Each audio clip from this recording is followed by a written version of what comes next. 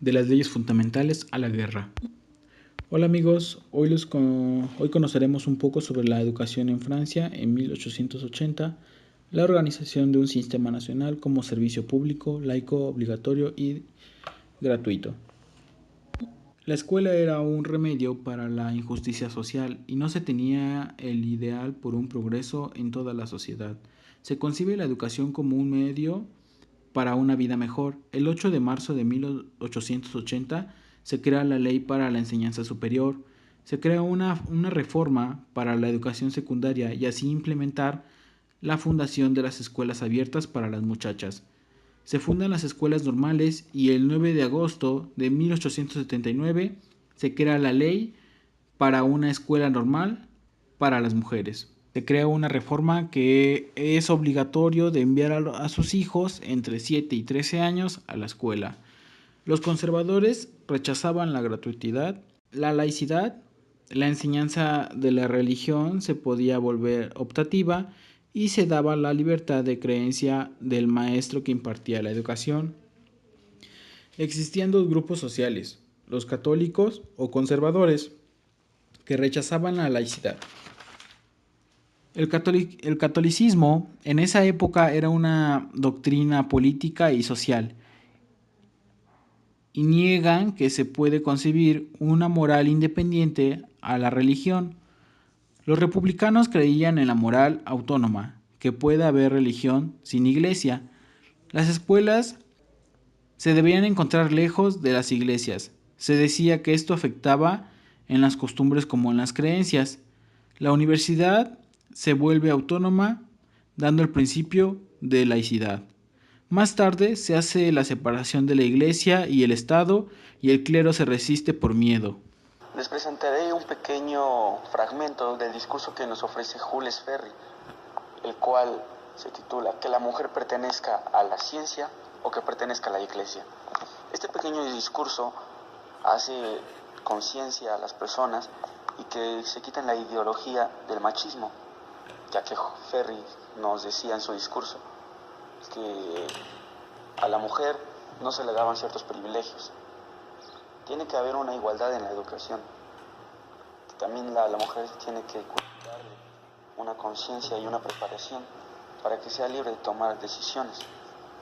En ese entonces no existían diferentes obstáculos, pero no necesariamente eran obstáculos económicos, los cuales impedían que la mujer saliera adelante, sino eran las mismas ideologías debido a las tradiciones y a la cultura que estaban en ese entonces, de un pensamiento machista.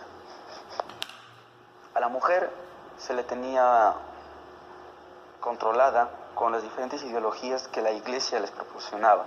Los obispos lo sabían muy bien, incluso nos lo dice Ferry. El que controla a la mujer controla todo. Tiene al hijo, tiene al esposo, tiene diferentes apoyos por parte de ella. Entonces, la iglesia debía tener muy bien controlada a la mujer, metiéndole ideologías o cambiando su forma de pensar para que ésta no saliera adelante. Y ahí es cuando nos da conciencia Ferry, que debemos incluir a la mujer en la ciencia y no arrebatársela de la iglesia. Las concepciones y las prácticas pedagógicas. La autonomía de la enseñanza en la educación primaria mostraba una relación con las pequeñas escuelas a principios del siglo XIX. Como meta, se tenía que enseñar a leer, escribir y contar. La escuela primaria de los Herard y de los Wilson, como objetivo de la enseñanza, debe ser práctica y de acuerdo al enfoque enciclopédico sobre las materias de historia, geografía y ciencias, deben ser prácticas para poder formar un campesino sagaz, es decir, que tenga la facilidad para comprender las cosas y de percibir con claridad, con la intención de que sea un buen ciudadano. Además, los planes y programas de los maestros eran muy pesados. Los maestros perdían la libertad y la iniciativa que se requeriría en la educación. En el siglo XX, empezó a aumentar un número de niños para la enseñanza de primaria y secundaria. Los niños que llegaban a la edad de los 13 años tenían que desarrollar sus habilidades y conocimientos para que realizaran cualquier cosa que marcara la sociedad.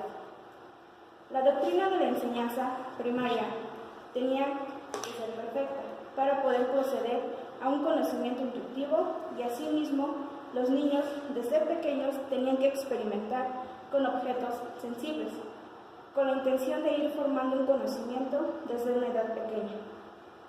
Para que los niños entendieran los números eran por dos procesos. El primero era en forma concreta y el segundo un método activo que mostraba el esfuerzo del alumno y por último la enseñanza primaria los guiaba a obtener métodos activos que se debe de desarrollar desde una edad pequeña. En la práctica pedagógica existe una contradicción, ya que la doctrina es clara pero la práctica no, puesto que la primera es demasiado general y poco contextualizada. Hay docentes que se basan únicamente en hacer que sus alumnos memoricen, sin preocuparse porque hagan una reflexión que dé significado a lo aprendido. La doctrina se contradice al presentar al niño como un ser dotado de manera natural, con un buen sentido e inteligencia que solo se debe despertar. Nos menciona que debemos confiar en ellos, sin embargo, también nos dice que olvidan rápido y que el docente debe hacer un gran esfuerzo para que el educando logre aprender. Por otra parte, aparentemente se favorece a la pedagogía. Los Bisson y los Ferry entregaron a escuelas normales y tradicionales la tarea de difundir una pedagogía innovadora, pero los castigos físicos se mantuvieron debido a que solo se reclutaban a maestros experimentados. La enseñanza se basaba solo con la finalidad de formar a un adulto y no en desarrollar a un niño. La nueva pedagogía se preocupa por la espontaneidad y por su felicidad. Su única motivación ahora es el deseo de crecer.